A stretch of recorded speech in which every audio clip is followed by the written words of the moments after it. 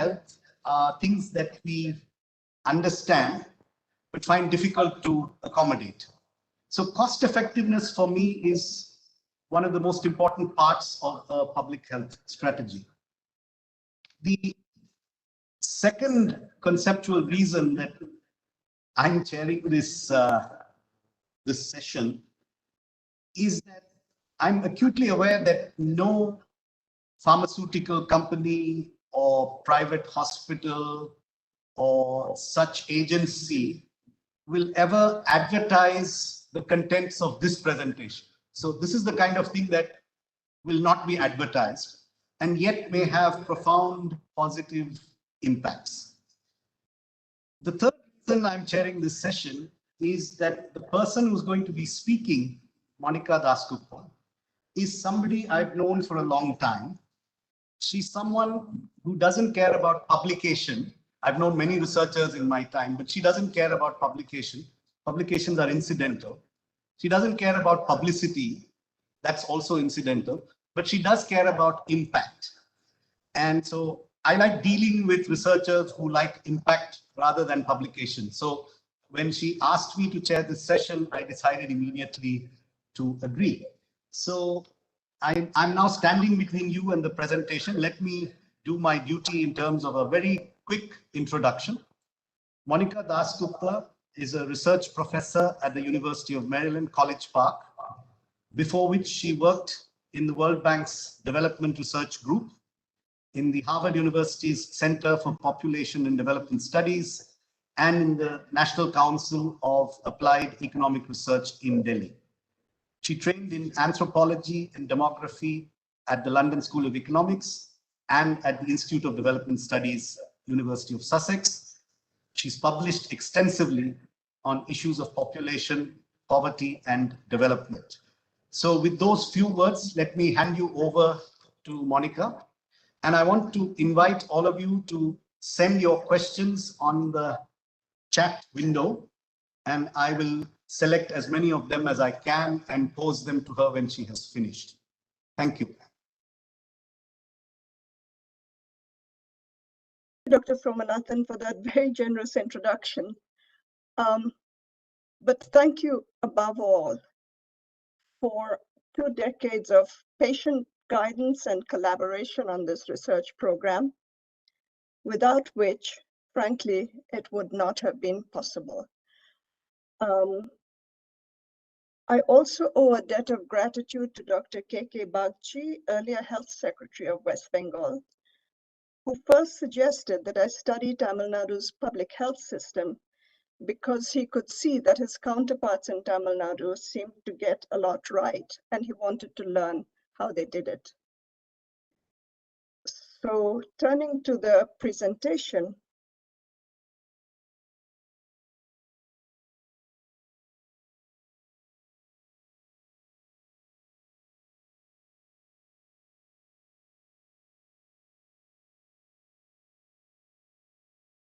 epidemic control in India. How can we refocus public health services for better outcomes, which is the point that Dr. Somanathan was raising. COVID has greatly increased interest in public health in India and across the world. The current pandemic is wreaking havoc on people's lives and on the economy. And further epidemics of communicable diseases are expected, coming from climate change, coming from newly emerging diseases, of which COVID is merely the most recent. But in the case of India, all this comes on top of high levels of endemic communicable diseases, which of themselves take an enormous toll on households and on the economy. In this talk, I'm going to start by talking about what is public health and why does it matter? What do public health systems need? What kind of structures, what kind of staffing, what kind of focus? And then I'll turn to lessons from Tamil Nadu on how to effectively organize public health services. This is following Dr. Bagchi's recommendation long ago, for which I remain eternally grateful. And then I talk about what we can learn from Sri Lanka's very effective grassroots workers, their public health inspectors. And I conclude. So, what is public health? Public health, as Canada's Chief Public Health Officer puts it, is about preventing disease rather than treating the illnesses of individuals. And it's done through sanitation of the environment, control of infectious diseases, education in personal hygiene, and the organization of medical services for early diagnosis and preventive treatment. All this has a heavy focus on communicable diseases, as you can see, because the whole point about communicable diseases is that one case can infect others. If I have diabetes, I'm not going to pass it on to you. Public health is not to be confused by publicly funded medical services. And sometimes it's even confused with private insurance for medical care. Essentially, there's three broad types of health services. The first focuses on individual health. These are clinical therapeutic services in which the doctor is focused on a particular patient, what that patient's problems are, and how to resolve them.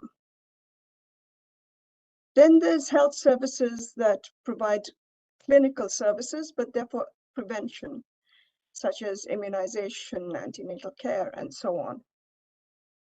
And public health focuses on the health of the population as a whole. How do you reduce the population's exposure to diseases? You're not thinking about an individual in front of you. You're thinking about what you can do to reduce everyone's exposure to disease. So what do public health systems do? These are some of the key services. Firstly, they monitor actual and potential threats. Threats that can come from a whole range of sources, as we now see with COVID, that can come from animals, come from insects, and all kinds of other things. Then you mobilize the public response to respond to these threats or to avoid these threats. You give people information, and as needed, you use public health laws,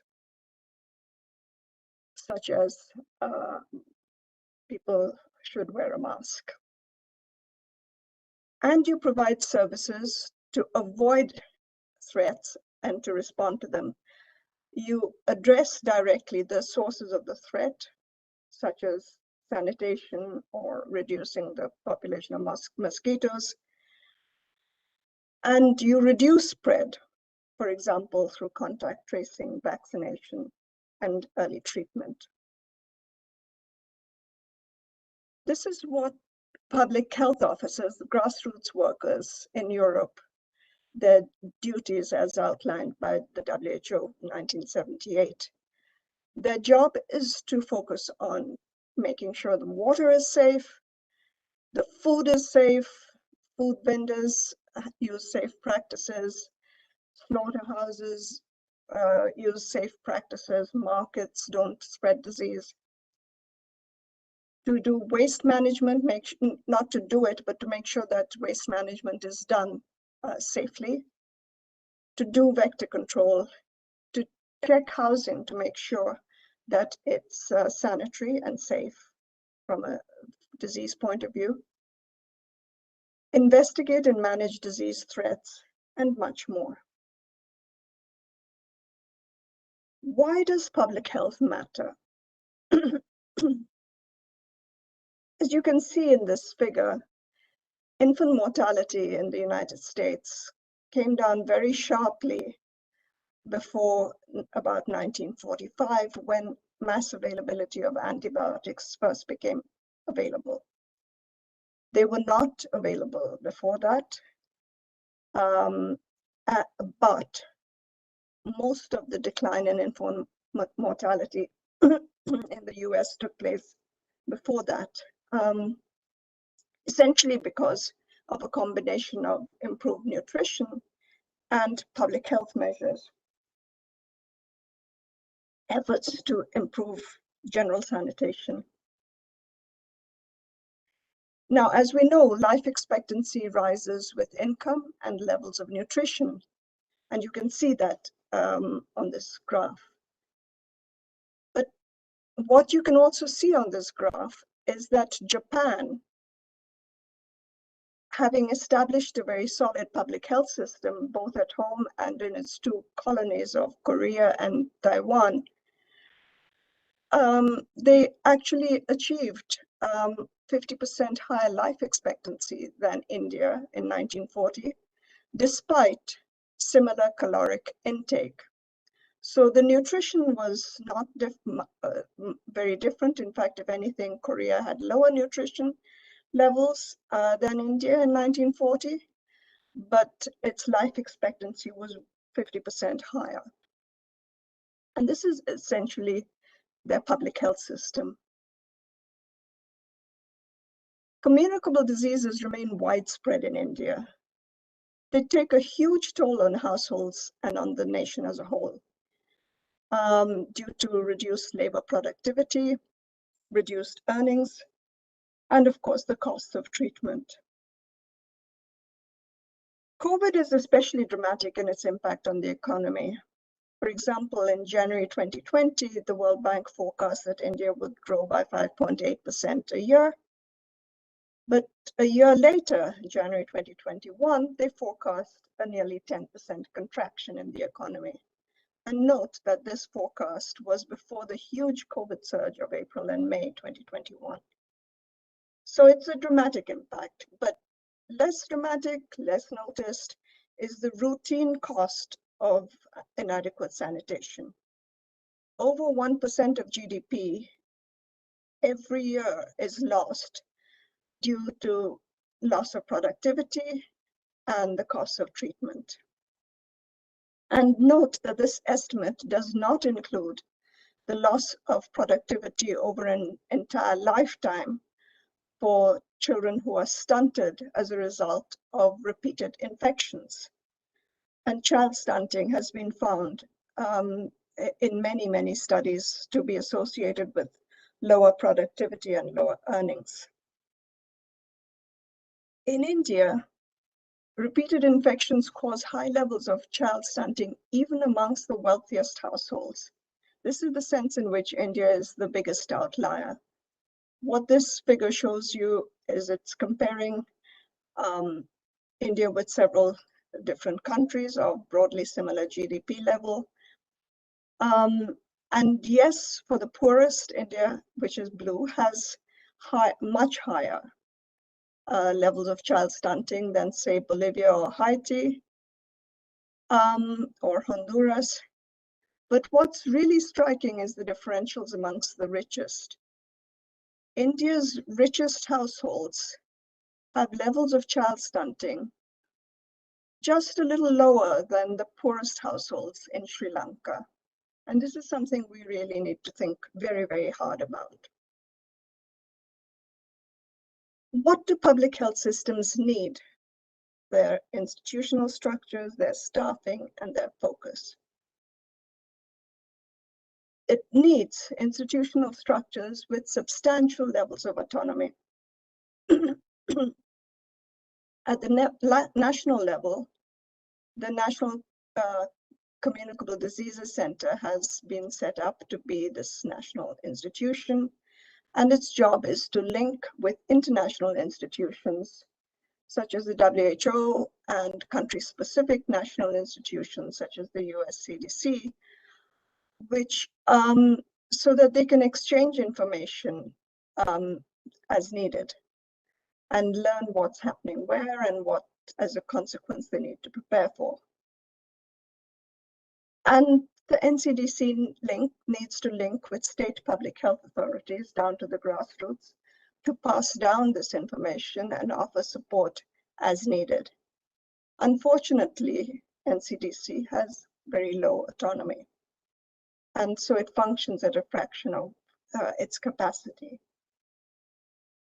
At the state level, what you need is a public health directorate which can plan and coordinate public health services down to the local level.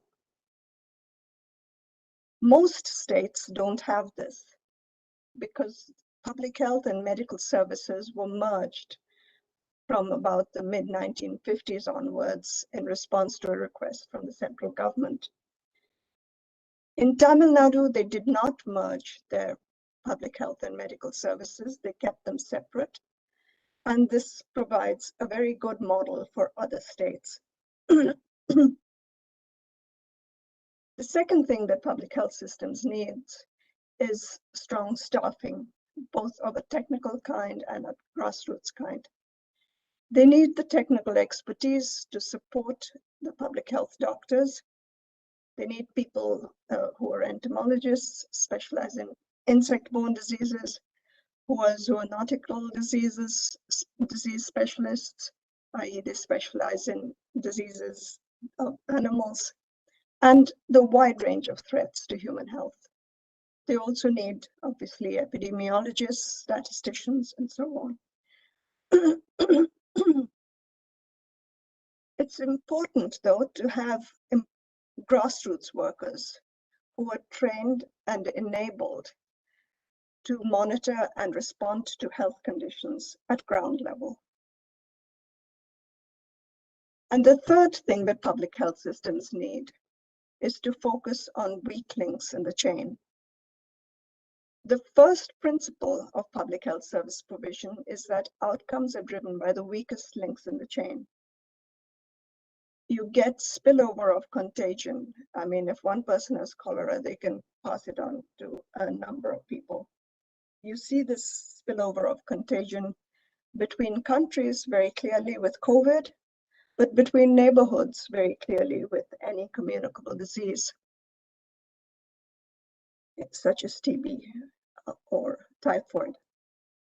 In India, the weakest links lie in the unequal distribution of civic services, such as water, drainage, sewerage, garbage collection, etc. And the sanitary conditions for slum dwellers actually worsened between 2008 and 2012, as the NSSO shows, that the percentage of slums without toilets nearly doubled between 2008 and 2012. The same for percentage of slums without drainage, and also a substantial increase in the percentage of slums without garbage disposal. Weak links in the chain affect everyone. If you neglect slums, diseases remain endemic. They are not eradicated, and they remain a source of infection for everyone. This was the major impetus for slum upgrading in the West from the late 19th century onwards. People could see that a lot of diseases spread from slums, and even if they lived in, even if they themselves were well off and had good housing and good food and so on. And so they saw the point of investing in slums and making sure that these diseases were eradicated for everyone. In India,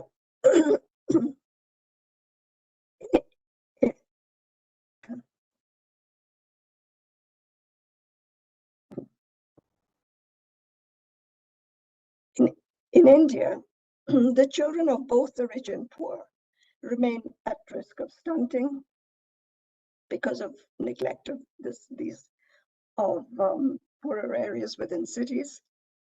And stunting, as I said, is associated with lower cognitive ability, with lower productivity, and lower lifetime earnings. Now, what are the lessons that we can learn from Tamil Nadu on how to organize public health services effectively? There's a couple of sources down there for anyone who's interested. Tamil Nadu has a strong public health administration. It's very simple and it's professionally run. The Public Health Directorate is separate from medical services. It has its own dedicated staff who they're able to have a tight management structure. Because they can hire their own staff, manage them, train them. and give them a clear allocation of responsibilities from state level to grassroots. They have their own dedicated budget. They don't have to fight over whether to continue monitoring for plague control or to invest in the latest medical technology for super specialties. As a result, they can hire the full range of support staff, including entomologists, laborers who clear drains, and so on. And they can finance activities to avert potential threats. Tamil Nadu is the only state that maintains its plague monitoring center, whereas the two other states where they have wild plague, Maharashtra and just the border of Maharashtra and Gujarat and Himachal Pradesh, basically stopped funding those institutions. And in both cases, as you will remember, they had quite severe outbreaks of plague in living memory.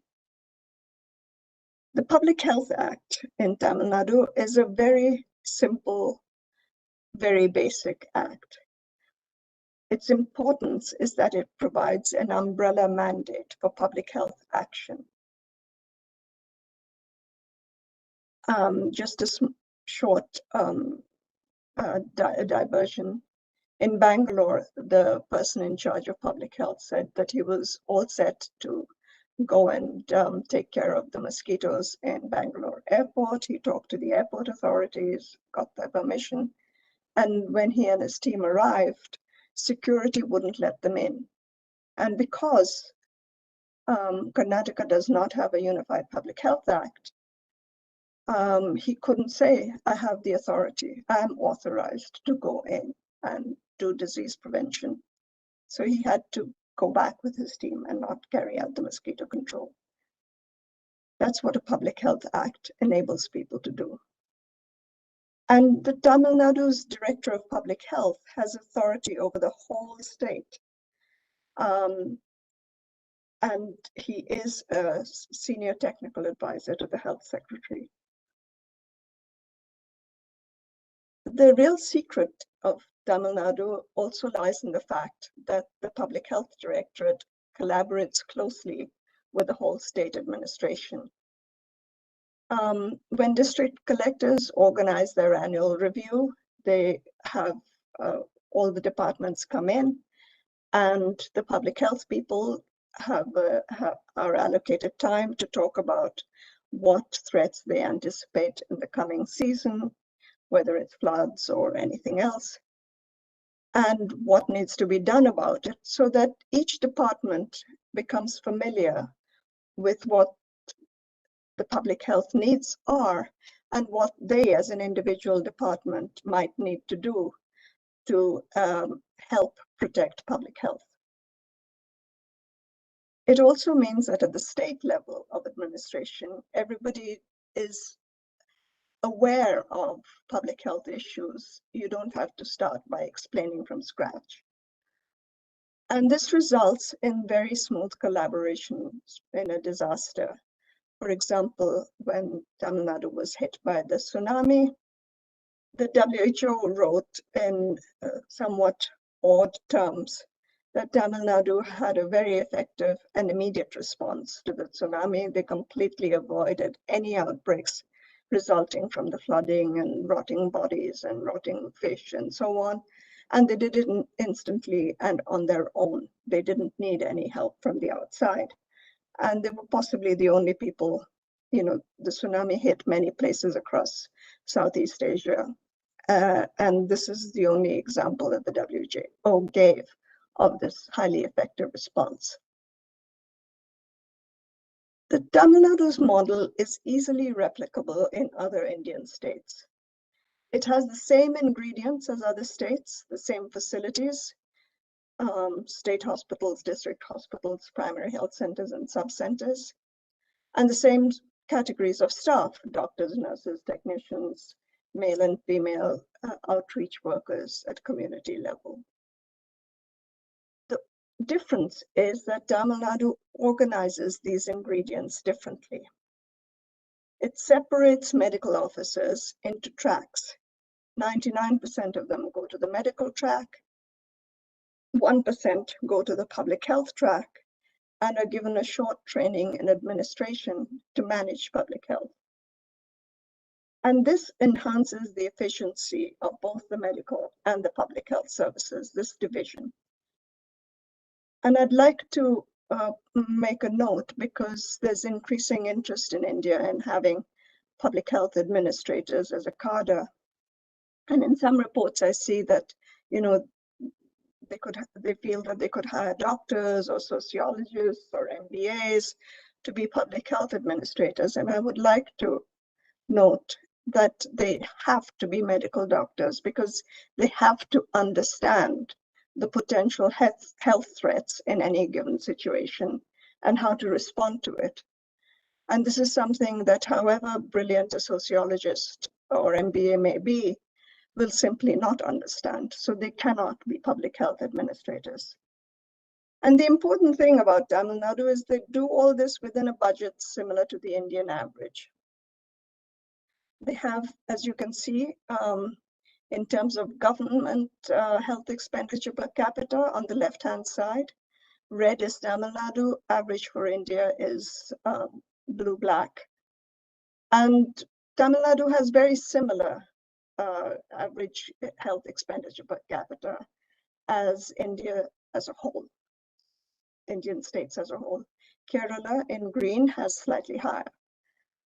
When you go to total health expenditure per capita, which includes not just government expenditure, but private expenditure, again, Tamil Nadu is just a little bit higher than the average for all India. Kerala, of course, spends much more on health. Now, what can we learn from Sri Lanka? What are the lessons of their grassroots workers? These are called public health inspectors in Sri Lanka. And they are the equivalent as a cadre of India's male health workers. Again, there are some sources if you want to look at it.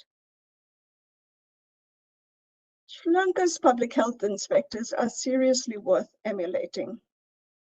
They have, for over a century, been at the forefront of disease prevention.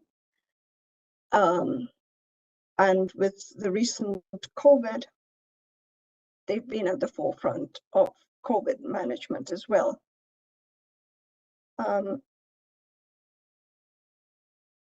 What are their basic duties? They're very similar to those for Europe that the WHO pointed out and we talked about earlier. Their duties are to investigate and manage disease threats, such as contact tracing, following up with treatment defaulters. And they play a key role, they have played a key role in COVID management. The duties include assuring water safety, testing water supplies, disinfecting it, food safety, checking slaughterhouses, food vendors, markets, food processors, and so on. Waste management, their duty includes supervising the local body's collection and disposal of refuse, housing inspections, and this includes in Sri Lanka supervising latrine construction. This is something that they're given a brief training by engineers to how the latrines should be constructed. And when in the villages or small towns that they supervise, when they go there, they are supposed to supervise how the latrines are being constructed, make sure that they're being done properly. Otherwise, there's a danger of spending vast amounts of money on getting 100% coverage of latrine construction, but the latrines don't work as they should. They leak into the subsoil water or many other possibilities, and therefore they don't actually prevent diseases as intended. So this is a very important thing in Sri Lanka. Now it's a bit of a thing of the past because they've got 100% coverage and it's all working smoothly, but it's really important. They also do other things like vector control, worm treatment in schools, health education, check the sanitation of medical institutions. and submit reports on the sanitation of these institutions to the head of the medical institutions. The important things about Sri Lanka's public health inspectors is that they're trained to work confidently, to organize their own work plan according to the changing needs of the people they're responsible for, of course, following clear overall guidelines, and they have to run their plans by their supervisors. They're given comprehensive training for 18 months in a wide range of topics. The training duration is not very different from that for male health workers in India, but the coverage of the training curriculum is really very thorough. They're given a detailed manual for their work. All of these links I've put on here for anybody who's interested. And they're treated with respect. Just an idea of the respect with which they're treated is that they actually, when doctors are training in community medicine, part of their training is to go and do field work. And at that point, the person helping them out is a public health inspector. So that's the level of respect that they're given within their own field. And they get a lot of community appreciation. You just see small newspaper reports saying, here, you know, the public health inspectors did this or they did that. And this reinforces their morale. Now, to conclude, the key gaps in India's public health systems is inadequate structures at national level, state level, and local level. Not because of spending too little, but because they're not properly structured and given the autonomy that they need to be able to function. Secondly, inadequate staffing.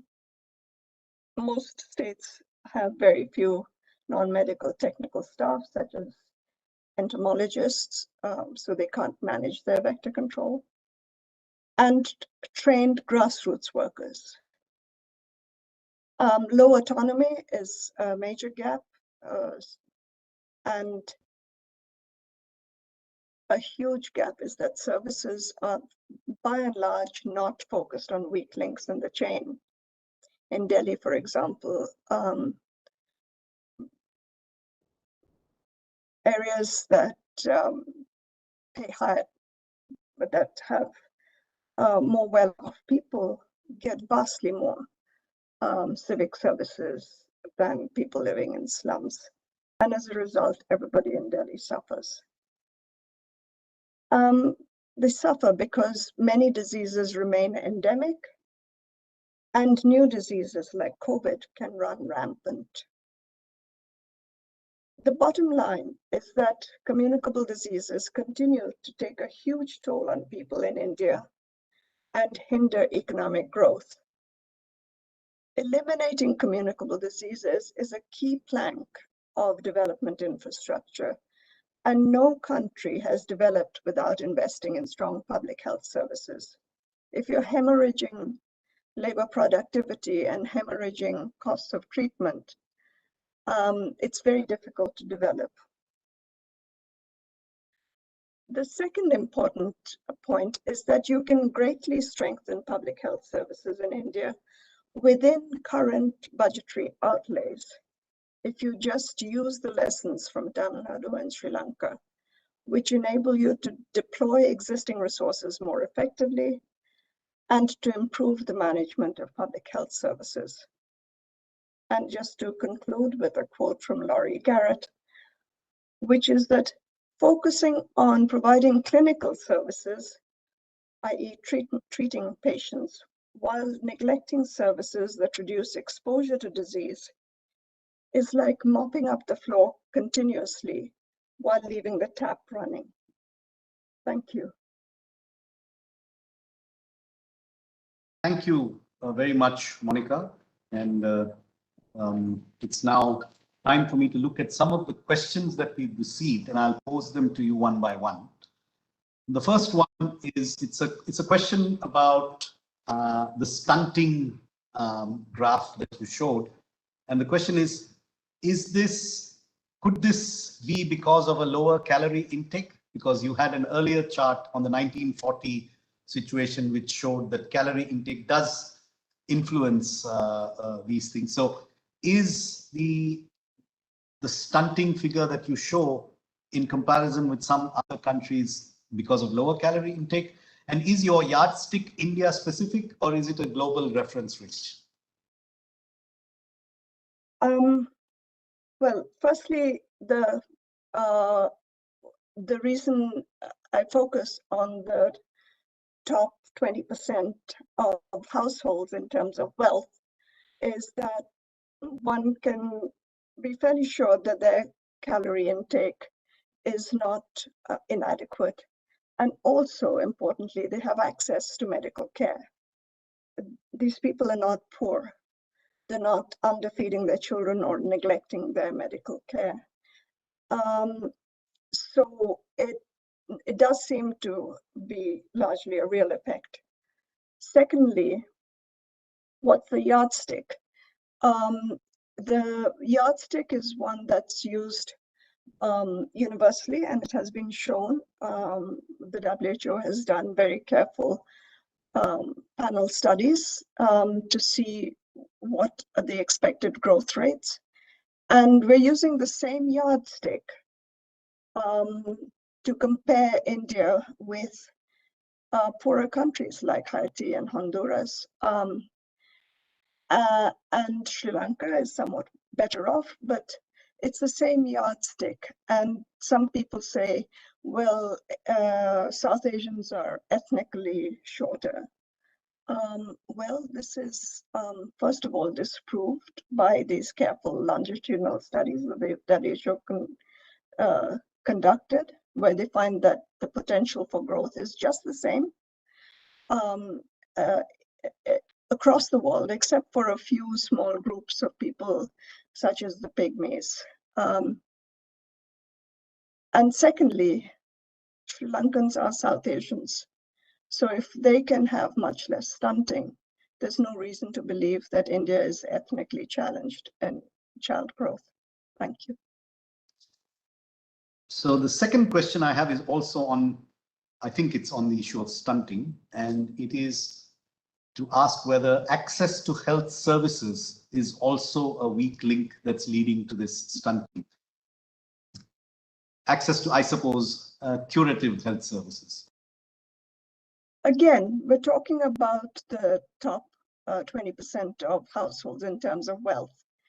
India's medical services are world-class for people who can afford them. So I see no reason to believe, these are not the people who are going to, unqualified quacks or compounders for services. These are people who, when they feel their children are threatened, can access modern medical services and have access to world-class care. Indian doctors are providing world-class care, not just in India, but around the world. We have excellent pharmaceutical policies that keep medicines affordable. People have access to the best care and the best drugs if they feel they need it. The next question is asking you, can you clarify the point about lower cognitive ability and productivity because of stunting? The Indian diaspora seems to do well on both cognitive ability and productivity. So can you guide me to any study that establishes this link that you are talking about? If anybody is interested and wants to send me an email, offhand, there's literally dozens and dozens of studies establishing these links across the world. And they're very careful statistical studies. Off the top of my head, I can't remember a citation offhand, but if anybody should wish to send me an email, I'd be happy to share it. But yes, this has been very well established around the world. The Indian diaspora is productive and has high cognitive ability But note that there's high selection bias here.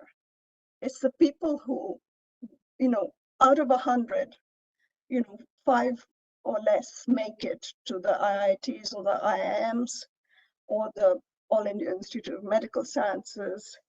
And they're the ones, it's the top of the top, the luckiest and the most able few who get to be in the Indian diaspora and are that productive and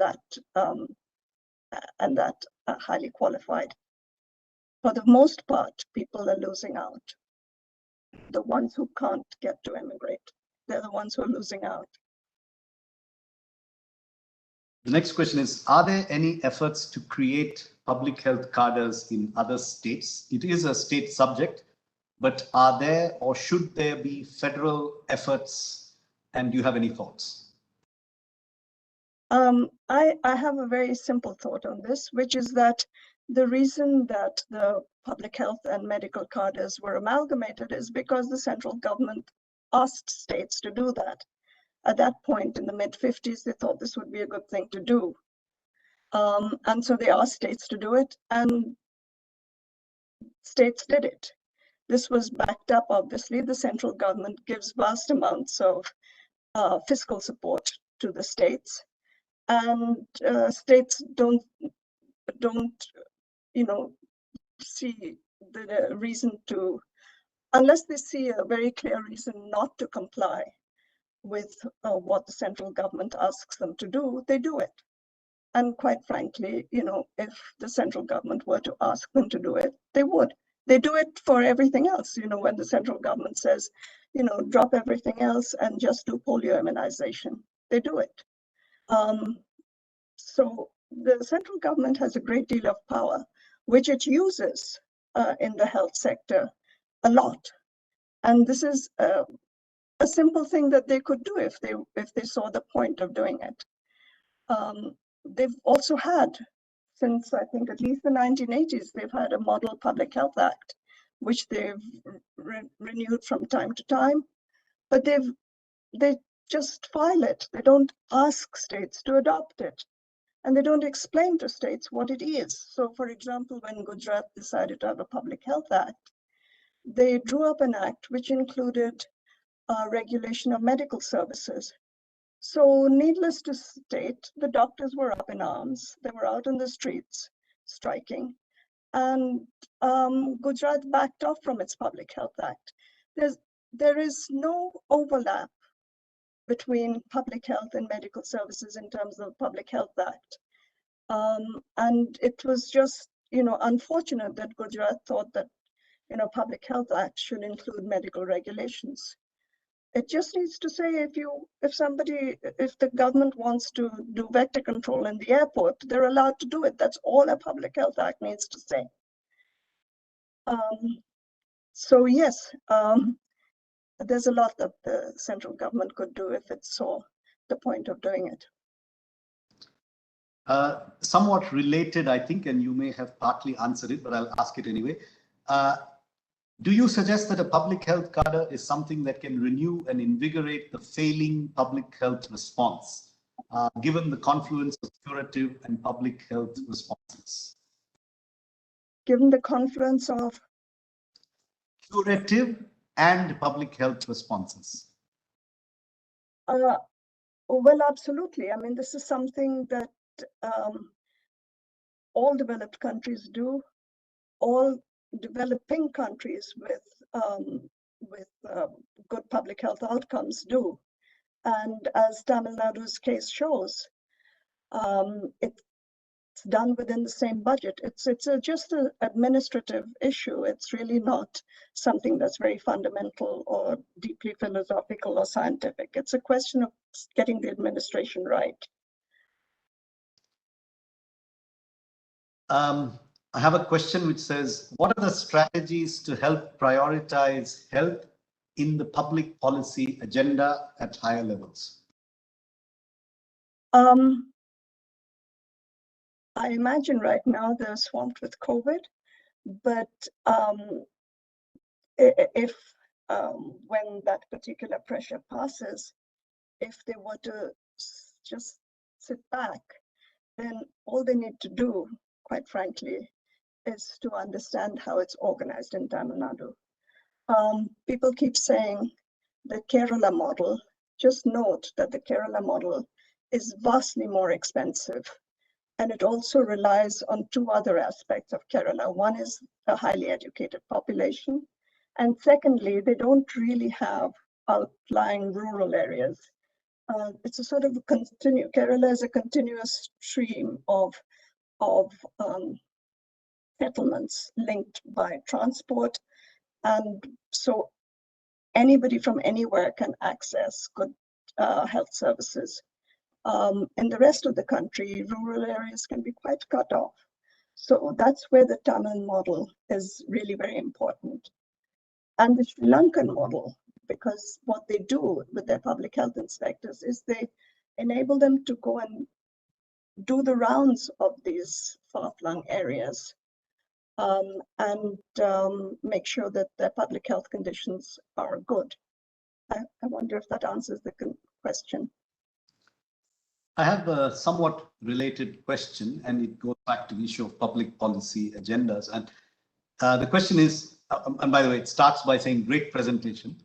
I wonder what your views are on why other Indian states don't replicate Tamil Nadu's public health system. I think you've probably answered this to an extent, but nevertheless, I'll pose it to you. And the question is why? If it's so obvious and so good and so cost effective, I mean, I'm adding that to the question. Then why doesn't anyone else do it? Inertia may be part of the answer. Part of the answer may be that it's really very tempting if you have a given envelope of money to spend on health services, to spend a lot of it on, the most cutting edge technologies, acquiring new equipment, and so on. This is something, again, that middle class people want. They want good hospitals, they want the best equipment.